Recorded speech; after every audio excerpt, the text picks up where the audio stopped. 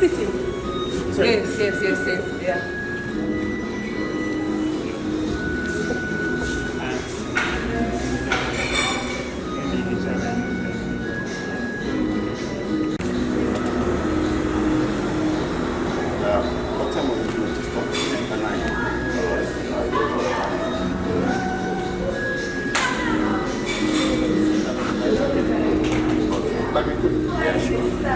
Thank you very much.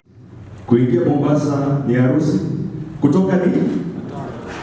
Now, in English, what this simply means is that it's all fun and games coming to Mombasa, but leaving Mombasa is the hardest bit. But what I encourage you to do is that when you have time, be sure to sample the amazing offering conference hosts Sarova White Sands right here, and largely our beautiful coastal county of Mombasa. I'd also like to acknowledge ICCR, the IFC, the International Finance Corporation, not forgetting FSD Kenya, Finbot AI, FinRegula, GCSCO, Metropole, and TransUnion. Now, ladies and gentlemen, I'd like to take this opportunity to kick off our program by requesting you to help me to invite our boss, the man himself, the man who's been leading an amazing team in putting together this conference, and that is none other than the CEO, the father of CIC Kenya, that is CEO Getenga. Please give him a round of applause. Thank you, Eddie Kimani, our MC. Shall we give him a clap as well? Ladies and gentlemen, I'd like to express my real gratitude that we are here finally this morning, and I'd like to appreciate the chief guest, the Honorable PS for Treasury, Dr. Chris Crypto, and his representative, my friend Ronald Nyangala, Senior Deputy Director of the Financial and Central Affairs of the National Treasury, and Dr. Olaka, who is with us virtually, the CEO of the Kenya Bankers Association. And each one of you, ladies and gentlemen, I'm really grateful. It's our privilege that we can finally get started. And I'd like to extend a very, very warm welcome to each one of you. This is the first time, as Eddie has said, that we are moving out of county number 047, Nairobi, to come to 001 county and enjoy both the content of this conference and the pleasant environment of being here in Mombasa.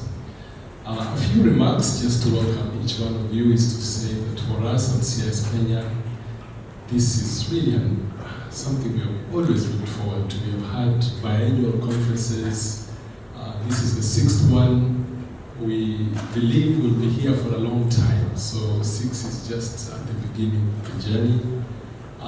When I look back at where we started, I think when you look at the journey, you will relate with probably the level of maturity of CIS in Kenya. When you look at number 1, which was in 2011, we were at very rudimentary stages of conversation about credit information sharing. We were then just beginning to share only negative data, I believe, in 2011 when we held our first conference. At that time, we were called as first grade kids. We didn't even define what is positive, what is negative data. And I recall that at that time, in July of 2011, the general principles of credit reporting were just about to be released formally in September. So 2 months before they were released, we called a conference at the KICC to understand, and the conference was entirely about the general principles. That explains our baby kind of steps. And so we had the ICCR team taking us through principle number 1 to 5 and the supporting principles as well. And you can imagine that at that time we just had the 2 of the 3 licensed bureaus, then licensed. The CBK team was involving us at CIS Kenya to just get things happening, start discussing about data submission templates. Those were the kind of rudimentary issues, but extremely important issues that we were working on. And you know, at that time, we were relying heavily on a very key player, that is FSD Kenya, who was really hand-holding us, getting us out of the, baby cots. I think I can say they paid for our maternity hospital bill because they were just getting us out of our nascent stages. And we want to thank FSD Kenya, and particularly James Kashagaki, seated at the very back there, for really having the vision to support a very young secretariat as it was then. I'm sorry I'm interfering with this. And later on we moved into elementary school, and subsequent conferences were getting a little more interesting, shifting away from basics to discussing positive data sharing.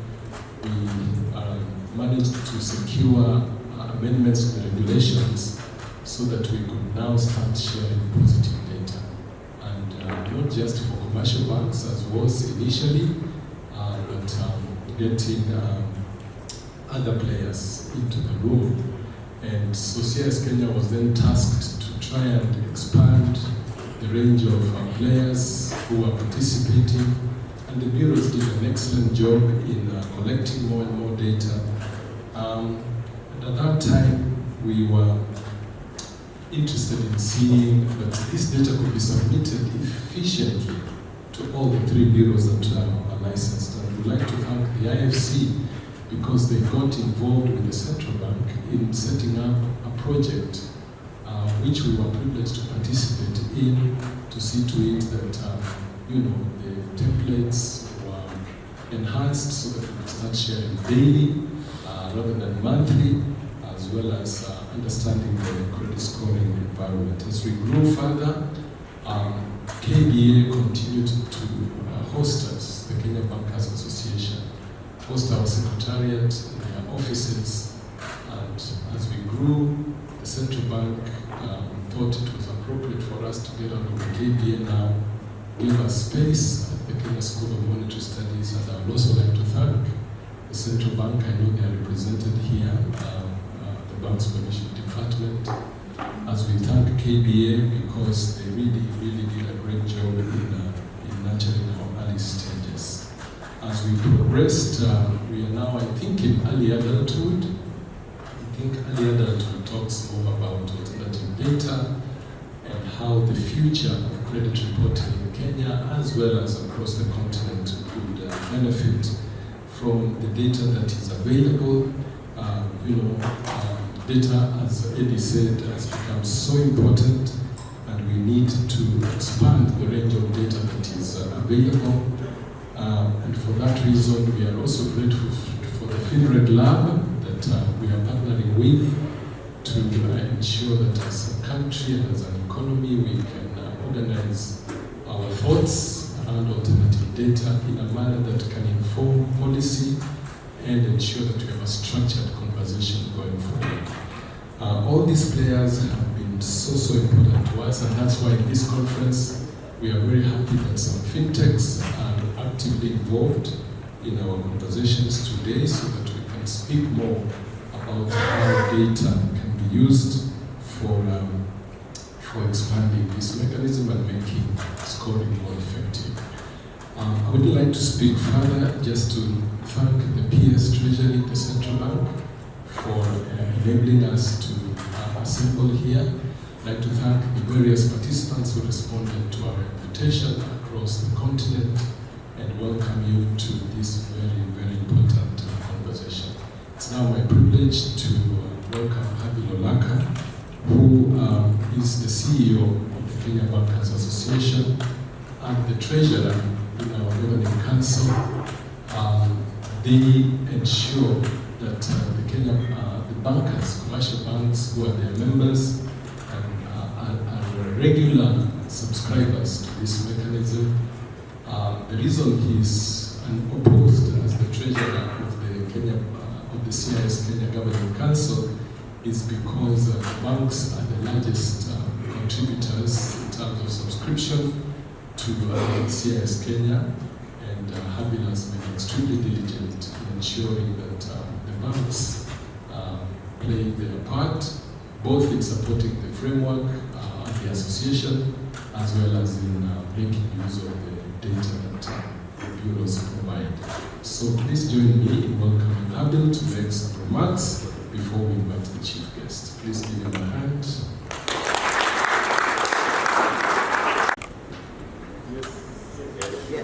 Yes, you can hear you. Thank you very much.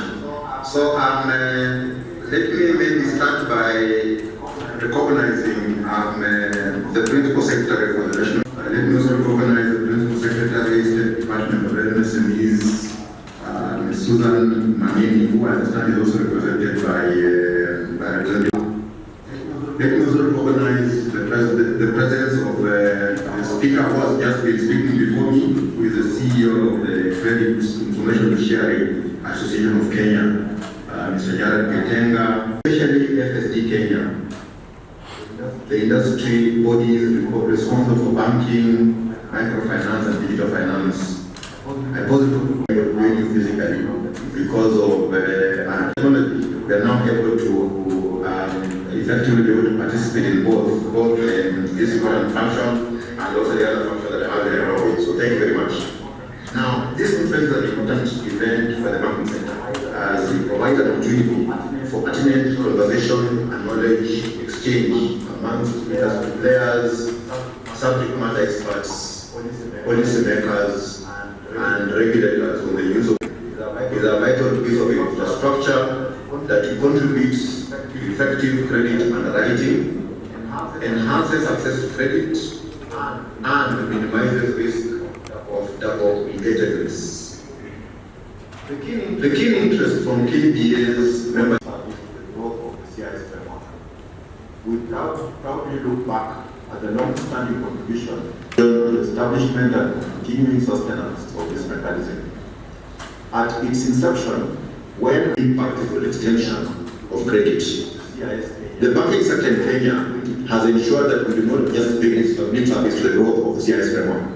We have probably look back at the long-standing contribution for the establishment and continuing sustenance of this. We recall that Garrett used to have an office at the KBA offices in what was then known as the Kenya Credit Information Initiative.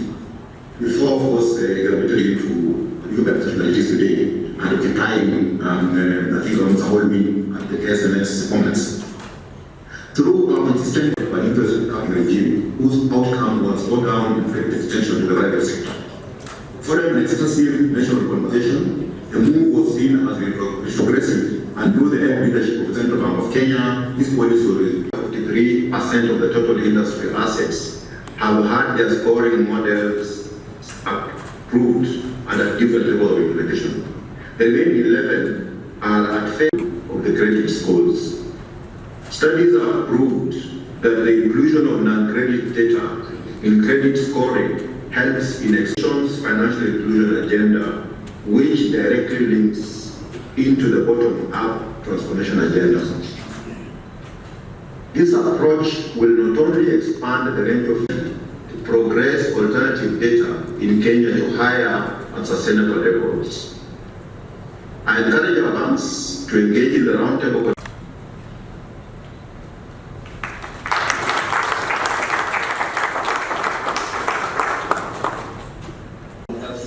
For the excellent contributions, both virtual and physical.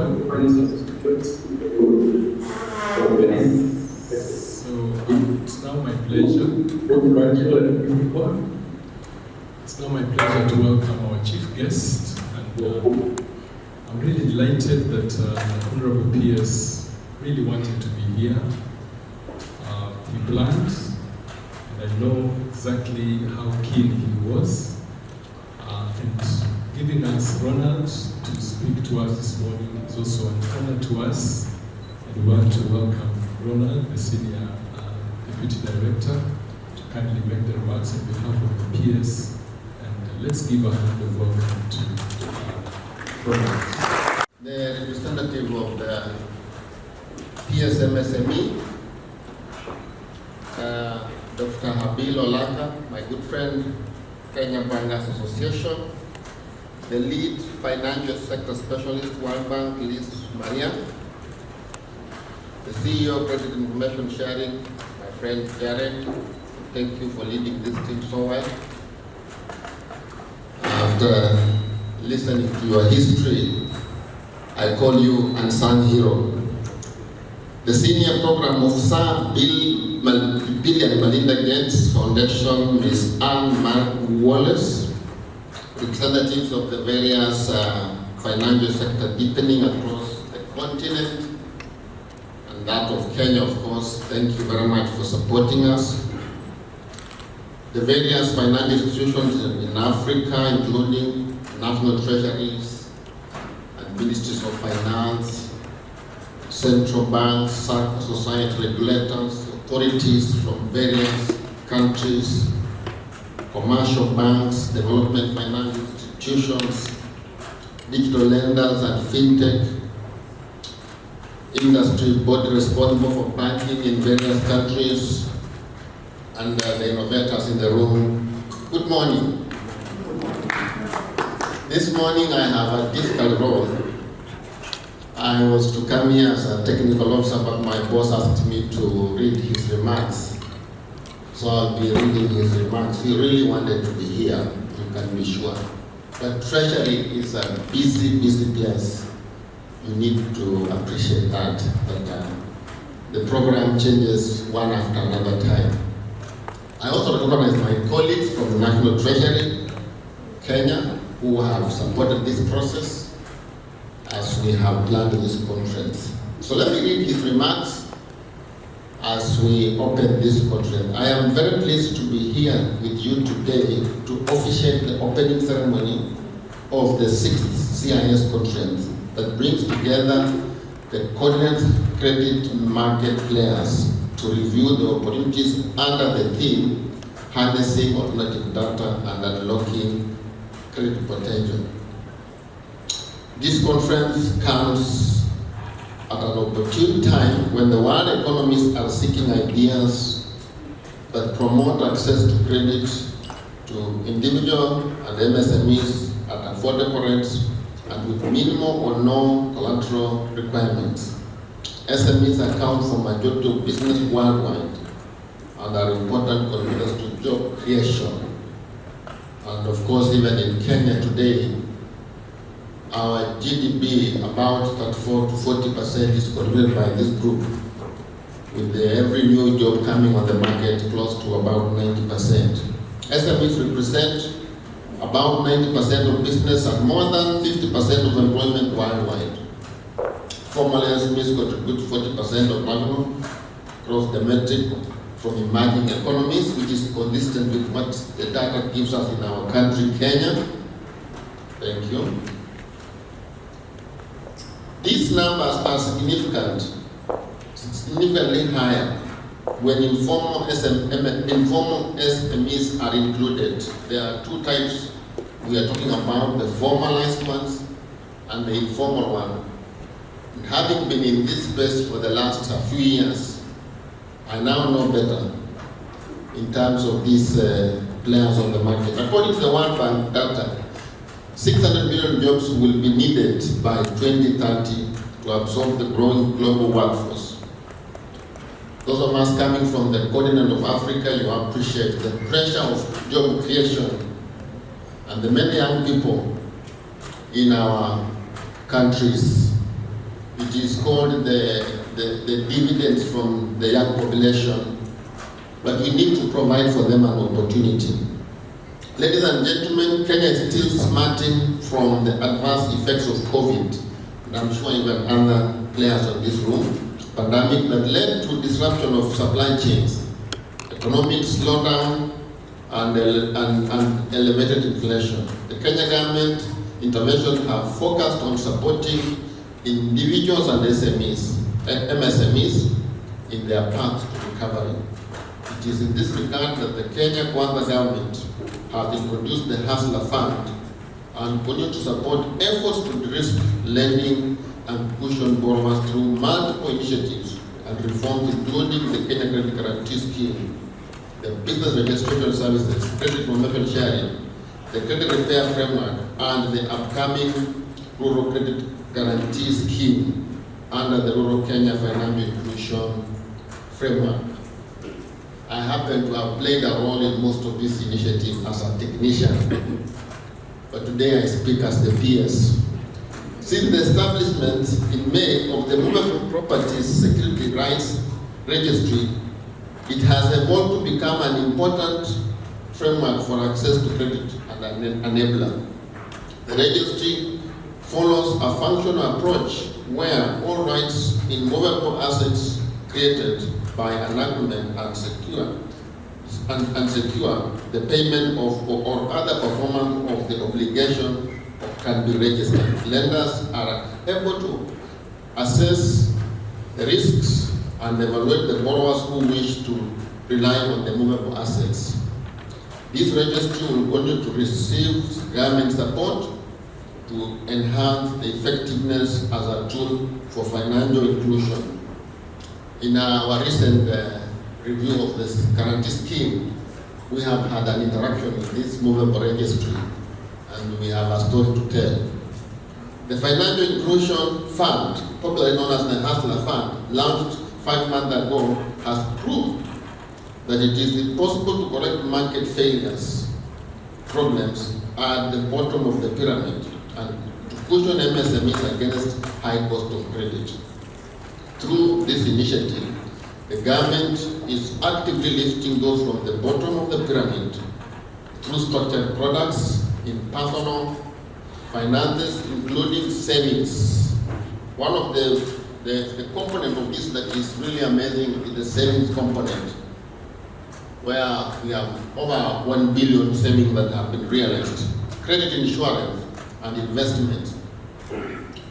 Since the launch, citizens can now borrow affordably through their cell phones at the comfort of your sitting room. You can borrow from the Hustler Fund. This is quite an innovative product. I happen to have also played some role in doing the framework. As of March 2023, the Hustler Fund had disbursed about 23.7 billion from the ministry responsible, as the data they have given us, amounting to 14 billion. About 19.4 million people had opted in as customers under the Hustler Fund. Those are huge numbers. And it shows you the effect of this as a product. It shows you when government makes business, how it can move. The Kenya Credit Guarantee Scheme, which was rolled out in December 2020 to support access to quality and affordable credit by de-risking private lending to these groups, is also another initiative. In the period of implementation, as at 31st January 2023, the scheme had supported lending amounting to close to 4.5 billion, covering 11 sectors in our economy and in 46 of our key regions. Later in the day, I'll make a formal presentation on this and expect that if you have questions you can ask. This shows the potential that we have to unlock both private credit and what government is able to do. All these initiatives are very useful to our economy. The Credit Guarantee Scheme is a tool that leverages on the private sector resources. And we have learned some very valuable lessons which we shall be sharing later. The Credit Repair Framework for mobile loans on its part is supporting individuals and MSMEs that are still affected by the disruption caused by the pandemic by improving the credit standing of mobile phone digital borrowers whose loans were not performing at the end of October 2022. The borrowers are benefiting from a discount of at least 50% amount outstanding. About 4.2 million borrowers with an outstanding total value of approximately 30 billion are bound to benefit from this intervention by the time it closes in May 2023. These are huge reforms that are helping our people. Ladies and gentlemen, despite the recent improvement in the credit information sharing (CIS) framework, it is necessary that we proactively change the narrative of CRPs as debt collectors or collection tools. The other day, I received an SMS that I had guaranteed an individual, and they were just about to report me. I have not done much about it. I tried to ask my friend Janet to help me. He told me I was okay. But we need to move away from these intimidating processes which makes this framework very unpalatable. Every effort must be made to support consumers to access loans, facilities by adopting risk-based pricing models that will support the growth of MSMEs as well as contribute to the stability of the financial system. You know, when you look at our medium-term plan, we normally have three key pillars: success, efficiency, and stability. So we're looking at three things that are critical for us: success, efficiency, and stability. The adoption of new and emerging technologies to score individuals and MSMEs in privacy-centric manner will help deepen the financial access as well as onboard thin file borrowers who are otherwise invisible to lenders. I am sure the topic will dominate discussion in this conference later. It is for this reason that the conference is about harnessing the power of alternative data to unlock Africa's trade potential. And I want to emphasize Africa's trade potential. We at the National Treasury we were keen to work with industry players to better understand the opportunities that we can derive from the systemic application of alternative data. Leveraging on Field Lab work in the US, we would like to undertake empirical research that will help us understand the insight that will inform the policy as we produce reforms that facilitate responsible credit access, effectively regulate credit providers, and ensure inclusive credit reporting ecosystem. So we are keen about the research so that we make decisions based on proper information. We expect that the study will focus on inclusion of MSMEs, credit, and women. And the reason is these are critical players on our market. I am pleased to note that during the conference, Field Lab will host a roundtable discussion as part of the launch of activity for the Kenya study on strengthening the use of alternative data to impact financial inclusion, market competition, and consumer protection. After the conference, Field Lab will help to inform the design and the empirical research project to evaluate if alternative data, both financial and non-financial data, can help to improve the responsible credit access for MSMEs.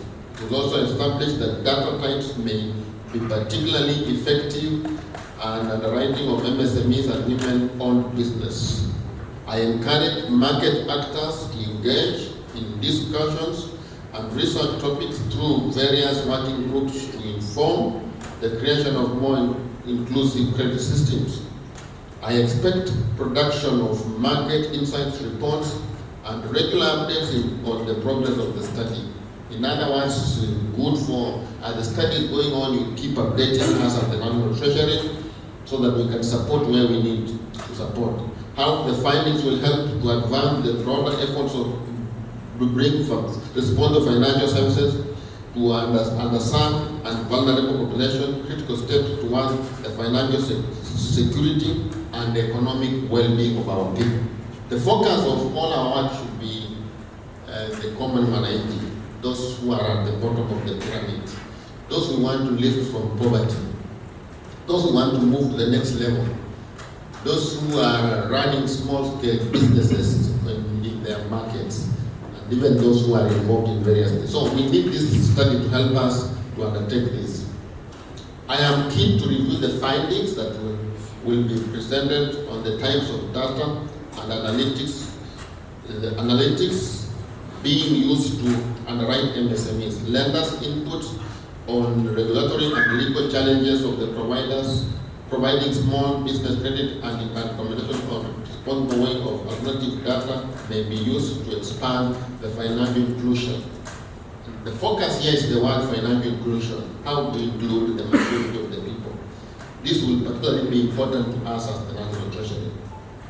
To conduct this study, The conduct of this study will be one of the important outputs arising from the deliberation of this conference.